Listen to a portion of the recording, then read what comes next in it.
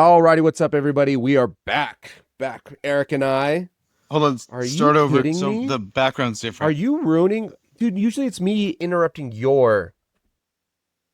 Yeah, dude, I can't change my background like at Yep, me all. either. Um, we're recording on a different day. I wear black all the time. No one's gonna know. That's not helpful. Welcome to the Sweet and Condensed Podcast, a podcast by people who love movies, people, and the magic that lives where they meet. Welcome back. Eric is in a different hotel today. He's no longer at the Marriott, but he is still in Las Cruces doing big, big business deals down there.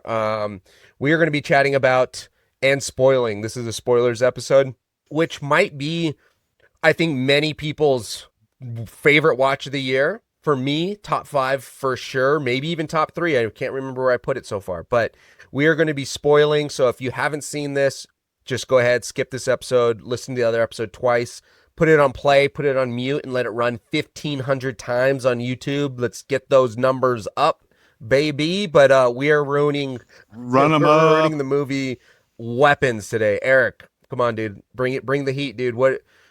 How did you feel about Weapons? I feel like this was a Eric, like, written all over. This is a movie made for Eric, and maybe not Kelly, but for sure down your disastrous effed up mind. Mm, HR? pause.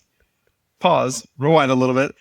Dude, I was so excited for Weapons. It was like my most anticipated movie of the year, I think. I think that I've yet to meet somebody who's watched it that was like, oh, it was good. Like, it was okay. I think you love it or hate it. And we're spoiling this. So, like, full disclaimer. We're spoiling it. The last 20 minutes takes this turn with Aunt Gladys. So we'll give you a quick description of Weapons.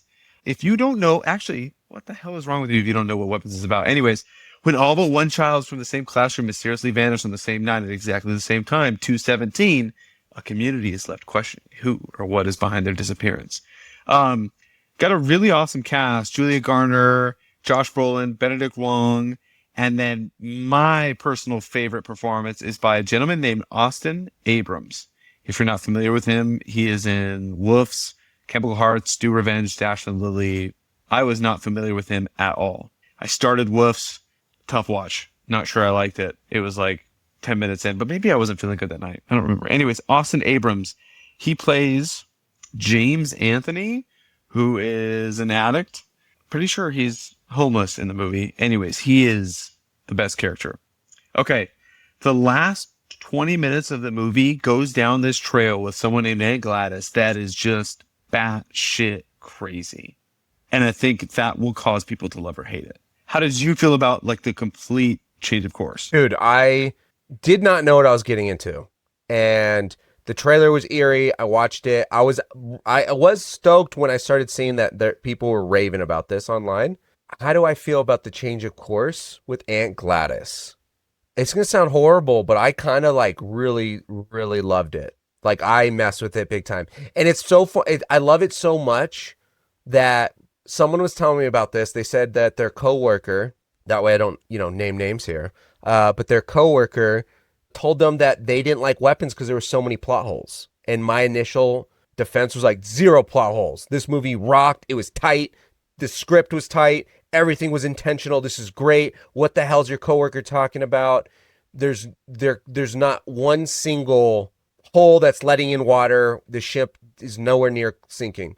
And then literally that night, I'm watching TikTok, and it's an interview with Zach Krieger, the writer director, and he says, "Oh yeah, there's tons of plot holes. There's so many things that don't make sense. It's like, hey, why is the cop car there? How did this work?" He goes, "At some point, it's just like, dude, this is a movie." And I was like, God damn it. So if that tells you how I feel about the change and twist at the end, because normally, dude, I can't even get away with it anymore. I'm gonna stop. I've been faking it, seems like. I even feel it's inauthentic to say I don't like horror movies anymore, because every time I've watched them, especially this year, dude, my top watches are including Sinners, horror or horror adjacent, 28 years later, Weapons. All, dude, horror is making a name for themselves. It feels like they're reinventing what, not just what, not necessarily like what's possible, but like in terms of storytelling and filmmaking and saying, hey, we've been ignored for so long from like the awards and from the elitist posh people of cinema. And here they are, I think just, I don't know, they're taking a turn, dude. I think we're going to see more and more movies nominated, more awards, more notoriety coming from horror films, dude. And as much as to say I'll never watch it again, but the substance making a turn and making a fight from last year. And obviously Jordan Peele has, he's doing his shit, dude. And I think we have a lot to thank for him for this. But dude, Weapons, man. And speaking of Jordan Peele, I think it was you who told me that he fired someone over not getting the script, that he wanted to get it. Is that correct? Yep. That's what intrigued me almost the most before I even saw the trailer, when there was like that lore of the battle and like who knows what's true. But it's funny, there was like, there's like this shift from the early 2000s horror into, from like slasher, then you get into paranormal in the early 2010s, and then there's like the elevated horror and Jordan Peele. There's a lot of elevated horror that people don't really vibe with, which is like your Midsummers and Vivitch and these other movies that like traditional horror fans that I've talked to, like one of my tattoo artists, for example, he doesn't like them. But there is such a skill in making like a Talk to Me or a Weapons where it is elevated horror in the sense like it's not a slasher like Scream that's like dumb as shit. Where Zach Kragers was talking about, in an interview, plot holes, but he also wrote it about grief. And it's like this movie expressing the way he and people he know and loves deal with grief. And yes, there's plot holes. So it's like this combination of, you can have a blast with an Aunt Gladys who's, again, spoiler, she's a dying witch who enchants her victims to drain their energy and rejuvenate herself or command them to kill from her. Gives me vibes of, what's that Disney princess who gets locked away in the castle? Rapunzel? Oh, Tangled. Evil mom. Dude, Kelly's going to hate you but for like, that, dude. I can't wait. Timestamp that. 7/19. I'm going to text her right now. No, Flynn Rider is Josh Brolin. But like, it's that idea of, it's like how to do a masterful job at an elevated horror film that's fun. And I think it's a litmus test for like, do you like movies? That's my thought. That last 20 minutes. Because like I don't know. What a bold claim. Love it. Here's my thought. I don't know how you land the plane of the kids leaving in a way that's creative, that's not just standard paranormal or something super dark and evil where no one wants to watch kids get just like mutilated. Right. No, I don't know how you land that plane. And so it's like, I think he did, in the way that it's just like this, again, spoilers. I feel the need to keep saying that. What ends up being my favorite watch is yet to be determined of 2025. Like you said, it's all horror at this point. But my favorite scene for sure for the year is just that track shot of the kids running through the windows and chasing Aunt Gladys in the backyard, and just unbelievable, dude. I was so riled up. Dude, unbelievable. The stunts, the cinematography, the acting, like I was so like mind blown. Like our theater was laughing, but also frightened and in shock. And I got bullied, not to name names, Eric, to go to the 217 showing. So the very first showing of Weapons was at 217 because of the whole 217 thing. It wasn't at AM, thank goodness. It was at 2:17 p.m. So I was going to go to the Dolby or IMAX. I wanted to watch it on a big screen, big sound or whatever. But then I said, we're doing this for the culture. There was a lot of people there. And I forgot about this, dude. Tangent here. One of the most horrifying things about this experience, the amount of people that were getting up in the theater and leaving. And I shit you not, at 17 people, different people would get up, put their hoods on, leave, go out. And then this was one of those theaters that had one door and you had to exit on the left side of the theater. So they would get up, walk to the right side, which was an emergency exit, walk all the way back, and then come back and realize an exit, walk all the way across and go out.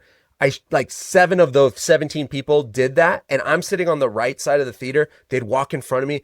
Dude, I was on edge, dude. It made me more anxious. I'm like, what are these people doing? Why are they putting their caps on? Why do they keep walking in front of me? That many people, dude, is insane. There was this group of people to the left of me. Instead of exiting out their side, they walked in front of me, out this way, down, and then all the way back across through the middle section to exit.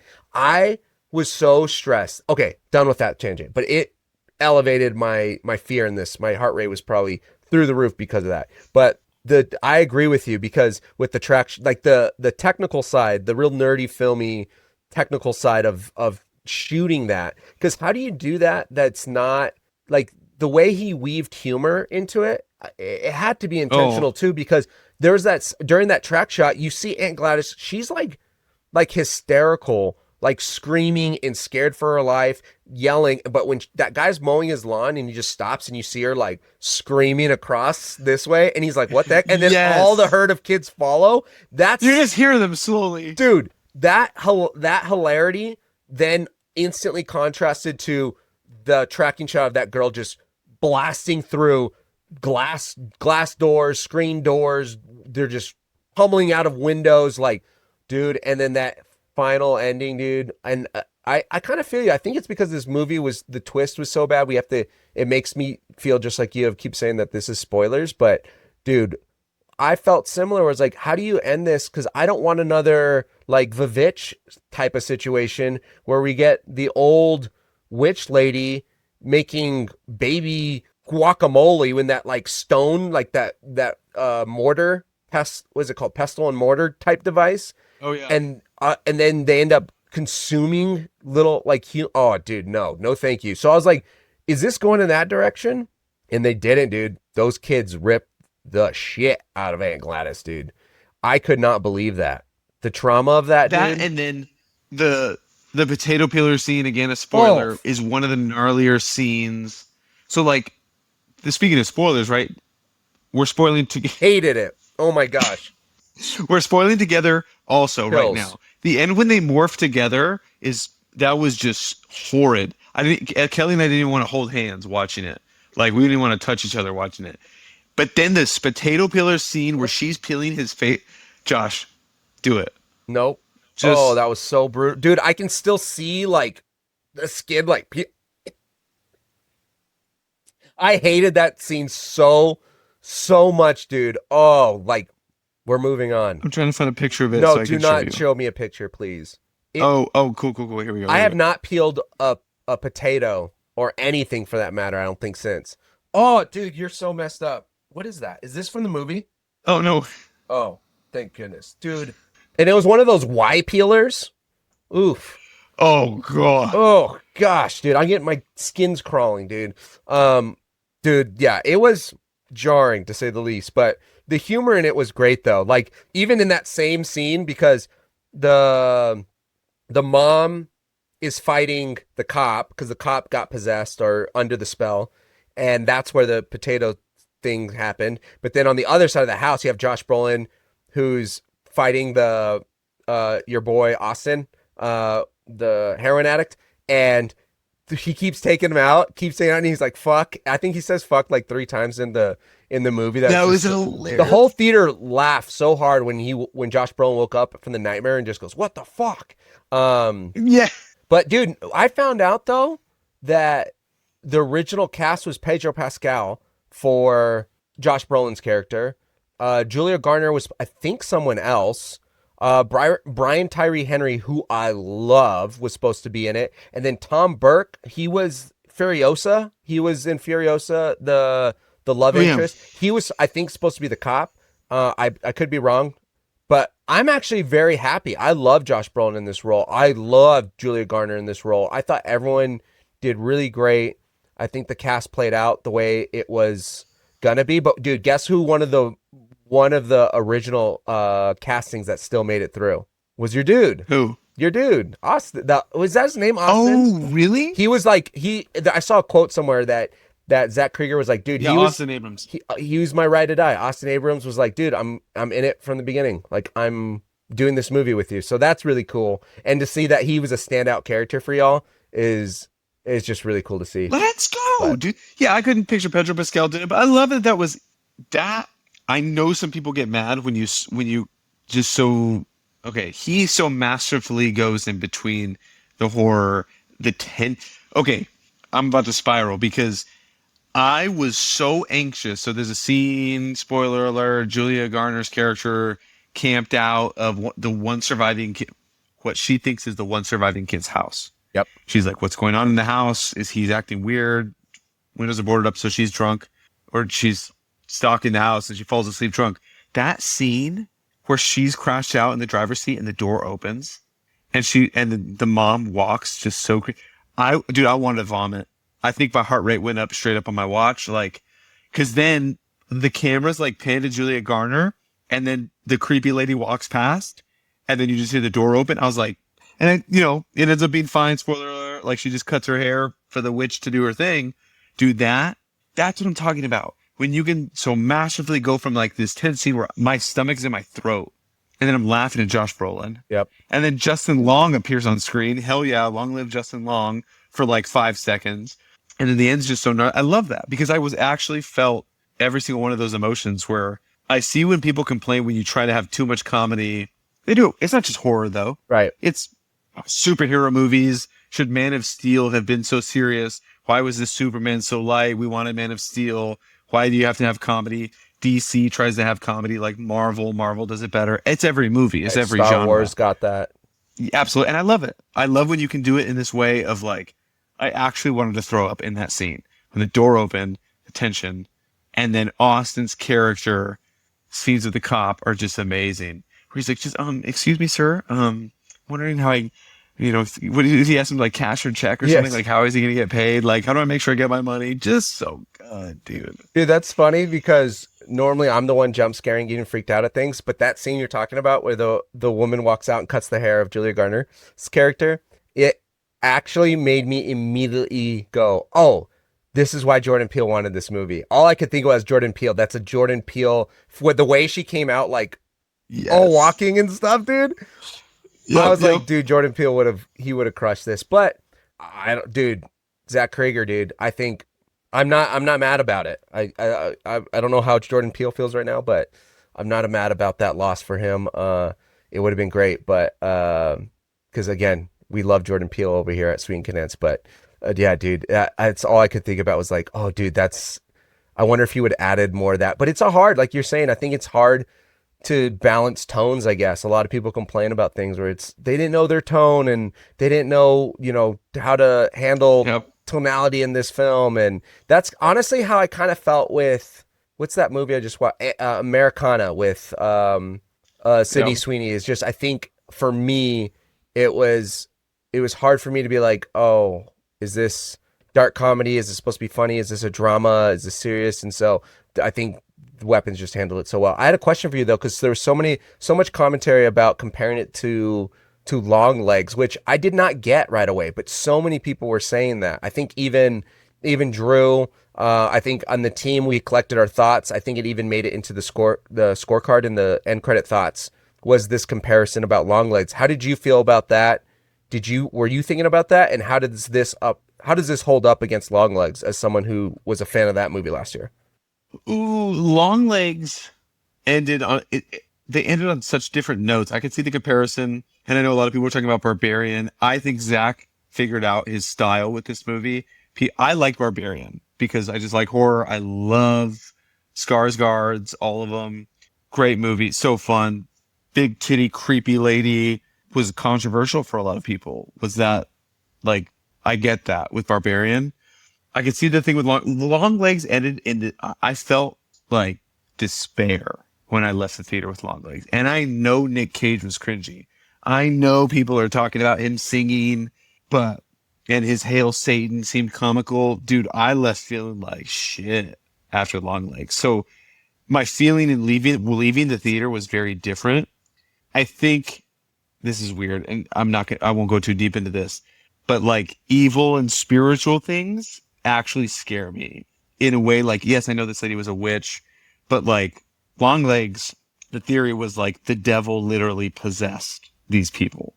That was a scary thought because of my faith, I believe these things are real. And so the way that movie ended, spoiler for LongLegs, like, come on, get a grip.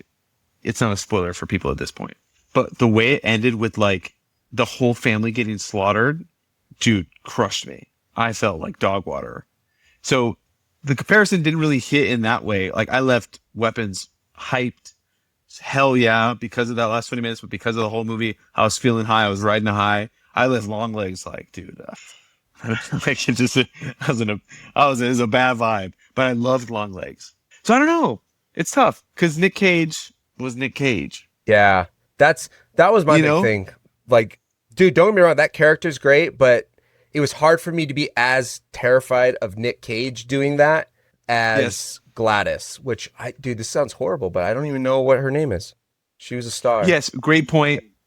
In the characters, at no point did Gladys give me any hint of cringe or too much comedy or I'm not on board. Gladys was scary as hell in the house, the way she talked to people, the way she approached people, makeup on, makeup off, the way she treated her grandkid or her nephew, the way she treated the family, what she did to them. Gladys across the board, scarier character. Amy Madigan. But I will say this though, you get Amy Madigan and Nick Cage and you get their characters to team up, they're taking over the world in a bad way. But I mean, Dude, wait, rest real in quick, peace. Now real they can't, quick. but Rest in peace. The scene with our boy Benedict Wong, where he, spoiler alert, kills his husband. oh, The sound of skulls crushing. That scene. First of all, those hot dogs looked fire. I don't know who's crushing 10 hot dogs in a sitting like that. I'm pretty sure the food was for both of them. Phil, who splits 10 hot dogs? But that was gnarly. Those skulls. That was tough. And Man. I think for something that's so visually brutal, like not fully showing it made it more intense. Yes. And I think just that balance too of, showing literally showing the potato peeler thing and showing the mutilation for the most part at the end, and showing even when the parents first go under the spell and she makes the little boy watch the dad just stab himself with the fork. Like Ugh. visually, that's just haunting and you just hate it. And then when you do the Benedict Wong scene and not seeing it just made it so much worse, I think. I did not like that. But no, what's funny too is I didn't put two and two together because the vignettes, right? It showed different stories by chapters. Yeah. So Love that. we saw Benedict Wong chase and come out of nowhere and crash into Julia Garner at the gas station first. We saw his character at the beginning, but we see that scene and then we go to Benedict Wong's perspective. Dude, I didn't even know that was him when it happened to Julia Garner. I thought it was just a random anyways, that's how into this movie, and like I was so into it that I wasn't even paying attention to a lot of things. Like I just You're like lost in it. I love that, the way they did that. We didn't talk about that at the beginning at all, but the way they did the chapters of each person's POV, I think it's so fun. I don't know. I think it's just these things, the more we explore it, like these very intentional decisions from Zach made it so skillful. You see it, like you said, but you just hear it with this other scene. The tension, it's like, yeah. We can appreciate all movies, most movies, right? Like, but when you watch a movie that's done really well, there's just so... I agree, dude. Well, on that note, dude, I know you have a hard stop, so is there anything else you want to tell the people? No, I think go to the movies, watch movies, subscribe to the newsletter, shout out Brian Lee, keep calling out Josh for not seeing classics. Bet you he hasn't even seen Toy Story. Yeah, that's it. Right on. See y'all. See y'all next time.